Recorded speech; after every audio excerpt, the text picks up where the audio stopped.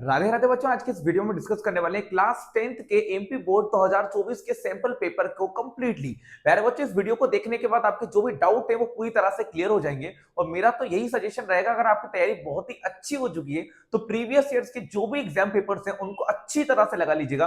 और जो भी सैंपल पेपर है आपके पास 2023, 24, 25 और 26 को एक बार अच्छी तरह से वॉच कर लीजिएगा। आपका काम अच्छी तरह से हो जाने वाला है, क्योंकि मुझे तो यही लगता है कि पेपर एनालाइज करना, उनको देखना, उसके क्वेश्चन आंसर को लगाना, उसके सारे अनसीन पेजेस को सॉल्व करना, ग्रामर को देखना ही सबसे अच्छा तरीका होता है प्रिपरेशन करने का। तो चलिए हम डायरेक्टली पहुंच जाते हैं हमारे 2024 के सैंपल पेपर का, जो कि 10th क्लास में पूछा गया था। प्यारे बच्चे, 2024 का सैंपल पेपर बहुत ही आसान था और इसके क्वेश्चन बहुत ही ज्यादा इजी पूछे गए थे।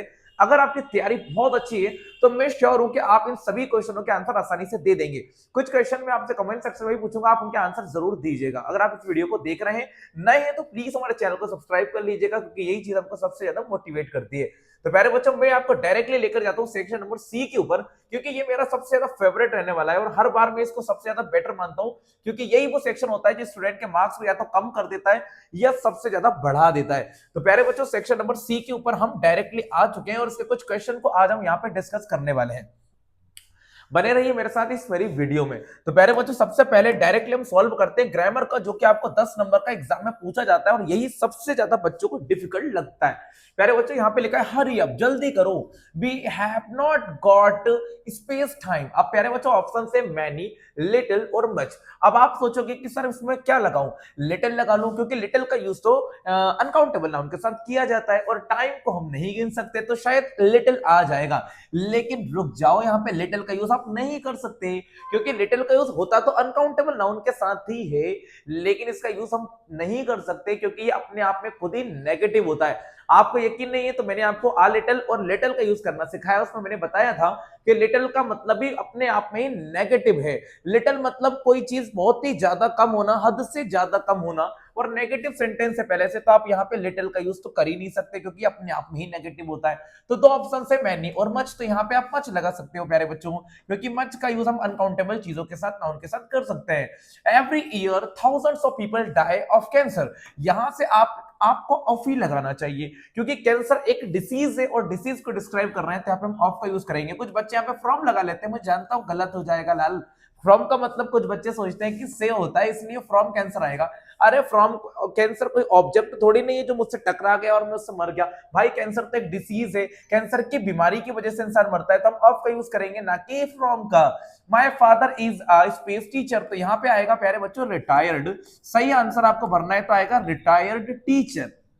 We space wear mask in crowded places, तो यहां पे आपको क्या भरना चाहिए, ऑट तो आ नहीं सकता क्योंकि ऑट का कॉम्बिनेशन होता है ऑट टू के साथ, जो कि इनकम्प्लीट है। तो सही आंसर हो सकता है प्यारे बच्चों शुड, क्योंकि यहाँ पे आप एडवाइस देने का काम कर रहे हो। He is an American but his wife is a European. यहाँ पे कुछ बच्चे गलती कर देते हैं, एन लगा देते हैं, लेकिन एन और द नहीं आएगा, बल्कि सही आंसर ए आएगा, क्योंकि प्रोनाउंसिएशन अगर आप देखोगे तो ए का मिलेगा आपको।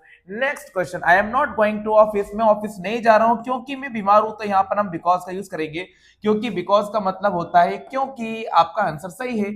अगला सेंटेंस देखते हैं, I often go to Mumbai, मैं अक्सर मुंबई जाता हूं, that is the commercial capital of India. अब दैट तो ऑप्शंस में है नहीं, तो सही आंसर प्यारे बच्चों विच ही हो सकता है, क्योंकि विच का यूज हम तब करते हैं जब हम किसी ऑब्जेक्ट या किसी चीज की बात करते हैं प्यारे बच्चों, और हु का यूज हम तब करते हैं जब हम किसी पर्सन की बात करते हैं। ये हो गया कंप्लीट आपका ग्रामर सेक्शन। अब हम जाते हैं डू एज डायरेक्टेड पे, और मैं चाहता हूं कि इसके आंसर आप ही बताएं। फर्स्ट क्वेश्चन को देखते हैं क्या पूछा गया है। Mohit is very weak, he can not walk easily, so that का यूज करना है, तो वेरी की जगह पर सो लगेगा, फुल स्टॉप की जगह पर दैट लगेगा, तो आपका फर्स्ट आंसर बन जाएगा मोहित इज सो वीक, मोहित बहुत ज्यादा कमजोर है। आगे लिखेंगे that he can not walk easily. प्यारे बच्चों, ये हो गया आपका आंसर पूरा के पूरा डन। अगला sentence, I did my work on time, मैंने अपना काम समय पर पूरा किया। अब ये बात देखो, वर्ब की सेकंड फॉर्म हो गई, और जहां पर भी वर्ब की सेकंड फॉर्म होती है वो होता है पास्ट इंडेफिनिट टेंस, और इसे चेंज करना है नेगेटिव सेंटेंस में, तो आंसर बनेगा आई, फिर आ जाएगा डिड, फिर आ जाएगा नॉट। ये कहां से आया सर, ये हेल्पिंग वर्ब है प्यारे बच्चों, पास्ट इंडेफिनिट टेंस में यूज होती है। आई डिड नॉट, और जब डिड लग गया है तो हम डिड की फर्स्ट फॉर्म लिखेंगे, तो जो आपकी होगी do. I did not do my work on time, ये आपका सही आंसर हो गया है। आप ताली बजा दीजिए अगर सही आंसर है तो। Amit at all the sweets, तो अब देखो ये एट वर्ब का सेकंड फॉर्म है प्यारे बच्चों। जहां पर भी सेकंड फॉर्म आता है वो पास्ट इंडेफिनिट टेंस होता है। क्या बनाना है? इंटेरोगेटिव। अब सर ने एक ट्रिक बताई थी, ए एन एस, ए मतलब अफर्मेटिव, एन मतलब नेगेटिव।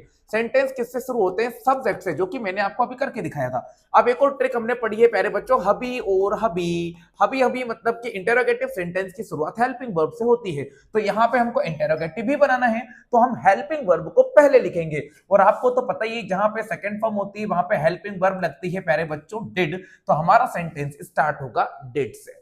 आप लिखेंगे डिड, उसके बाद हम लिखेंगे अमित, तो हम लिखेंगे डिड अमित। और उसके बाद आपको लिखना पड़ेगी वर्ब की फर्स्ट फॉर्म, क्योंकि यहां पे सेकंड फॉर्म थी, हमने डिड लगा दिया। डिड से ही पता चल गया कि सेंटेंस पास्ट का है, तो अब आपको सेकंड फॉर्म लिखने की कोई जरूरत नहीं है। डिड अमित, फिर आप लिखेंगे ईट और फिर आप लिख देंगे ऑल द स्वीट्स। तो ये हो गया आपका आंसर बिल्कुल परफेक्टली तैयार। ऐसे आपको इसे बनाना है। अगले सेंटेंस की तरफ जाते हैं। इफ यू रन फास्ट, अगर तुम तेज दौड़ोगे, यू कैन कैच योर बस, तो तुम अपनी बस को पकड़ लोगे। अनलेस का हमें यूज करना है, बहुत ही सरल है, मैं बनाता हूं। सबसे पहले इफ की जगह पर आएगा प्यारे बच्चों अनलेस, ओके। अनलेस के बाद हम लिखेंगे यू, फिर हम लिखेंगे रन और हम लिखेंगे फास्ट। इतना तो आसान से आप कर दोगे, कितना इजी है भाई। इफ की जगह पर क्या लिखना था? अनलेस, जो कि मैंने ऑलरेडी लिख दिया है। अनलेस यू रन फास्ट, अगर तुम तेज नहीं चलोगे, अगर तुम तेज नहीं चलोगे, you can not catch your बस। तो ये हो गया आपका आंसर पूरी तरह से तैयार। इस तरह से आंसर बनाना है। Ravi is my cousin, he is sitting at the last bench. आपको यहाँ पे रिलेटिव क्लॉज का यूज करना है। हे भगवान, पता ही नहीं कौन सी क्लॉज लगाना है। तो प्यारे बच्चों यहाँ पे हमको हु का यूज करना होगा, क्योंकि जब यहाँ पे सब्जेक्ट सेम होते हैं तो वहां पे हम यूज करते हैं हु का। तो आंसर क्या बनेगा? Ravi, Ravi, who is Ravi, who is sitting at the last bench, फिर कॉमा लगा दीजिएगा, फिर लिख दीजिएगा इज माय कजिन। इतना सरल आंसर है प्यारे बच्चों, कितना आसानी से कर दोगे। ठीक है, Ravi is my cousin, he is sitting at the last bench. Ravi who is sitting at the last bench is my cousin. अब लिखा है चिल्ड्रन रीड द बुक। अब प्यारे बच्चों इसका पैसिव वॉइस बनाना है। अब आप लोग सोचोगे कि सर क्या बनेगा, क्या बनेगा? प्यारे बच्चों ये वर्ब की फर्स्ट फॉर्म है। अब हमने देखते हैं पैसिव वॉइस कैसे बनता है। सब्जेक्ट वर्ब और ऑब्जेक्ट को ऑब्जेक्ट वर्ब और सब्जेक्ट बना दो, यही होता है प्यारे बच्चों पैसिव वॉइस। तो चलिए सबसे पहले हम उठाते हैं बुक्स को। तो सबसे पहले आएगा बुक्स और बुक्स के साथ हम लगाएंगे आर, क्योंकि आपको पता है प्रेजेंट इंडेफिनिट की पैसिव वॉइस में इज एम आर का यूज किया जाता है। वर्ब की फॉर्म लगेगी थर्ड, तो रीड की थर्ड फॉर्म हमने यहाँ पे लिख दी है रेड, और फिर आएगा यहाँ पे बाय, और फिर हम यहाँ पे लिख देंगे चिल्ड्रन। ये हो गई है आपकी पैसिव वॉइस तैयार। आगे लिखा हुआ है द राजधानी express arrived at the platform. राजधानी एक्सप्रेस प्लेटफॉर्म पर आ गई। वर्ब की सेकंड फॉर्म यहाँ पे यूज की गई है अराइव्ड में। अब इसे बनाना है प्रेजेंट परफेक्ट टेंस। अब आप लोग बोलोगे सर कैसे बनेगा? अरे भाई कितना आसान तो है। प्रेजेंट परफेक्ट में यूज करते हैं हम हैज और हैव का। तो आंसर बनेगा द राजधानी express has, present perfect has लगेगा। द राजधानी एक्सप्रेस हैज, फिर आ जाएगा प्यारे बच्चों अराइव्ड, फिर आ जाएगा एट, फिर आ जाएगा द, और फिर आप यहाँ पे लिख दोगे प्लेटफॉर्म। ये हो गया आपका आंसर तैयार। इस तरह से आपको ग्रामर सेक्शन को पूरी तरह से निपटा देना है। अब हम बात करते हैं कुछ आगे के क्वेश्चन की, जो आपके सेक्शन नंबर डी से लिए गए हैं और बहुत ही इजी हैं। इन क्वेश्चन को करने के बाद आपको बड़ा मजा आ जाने वाला है। सेक्शन नंबर डी में आपसे पूछा गया है एमसीक्यूज, जो कि बहुत ही ज्यादा इजी है अगर आपने बुक को अच्छे से पढ़ा है तो। The bakers are known in Goa as, baker को किस नाम से जाना जाता है? पैडर के नाम से जाना जाता है। Lencho called post office employees, Lencho ने पोस्ट ऑफिस के एम्प्लॉइज को क्या बताया था? तो आ बंच ऑफ क्रूक बताया था। ये आपको आंसर लगा देना है। What food did the seagull's mother get for it? Seagull की मदर उसके लिए क्या लेकर आई थी? तो उसके लिए फिश लेकर आई थी। एने फ्रैंक कॉल्ड हर डायरी, एने फ्रैंक अपनी डायरी को क्या कहती है? तो किटी कहती है। ये हो गए आपके एमसीक्यूज भी आसानी से कंप्लीट। आगे की बात करते हैं। अब आ जाइए क्वेश्चन नंबर 10th पे। प्यारे बच्चों 10th वाले क्वेश्चन में आपसे पूछा है एक एक्सट्रैक्ट। अब ये एक्सट्रैक्ट कौन से चैप्टर का है आप लोग जल्दी से कमेंट में आंसर दे दीजिएगा, मैं ही बता देता हूं। ये लिया गया है प्यारे बच्चों from the diary of Anne Frank chapter से। और फर्स्ट क्वेश्चन आपसे पूछा है from which lesson has this extract been taken, तो आंसर आएगा from the diary of Anne Frank.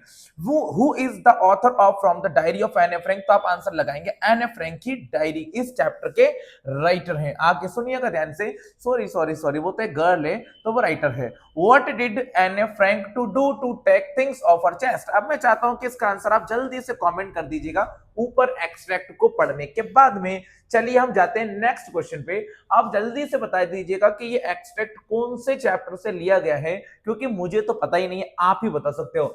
Listen, the glass is breaking, the trees are stumbling forward into the night. Winds rush to meet them. The moon is broken like a mirror. Its pieces flash now in the crown of the tallest oak. प्यारे बच्चों यहाँ पे लिखा है, ये line किस poem से ली गई है, तो ये ली गई है ट्रीज वाली पोयम से।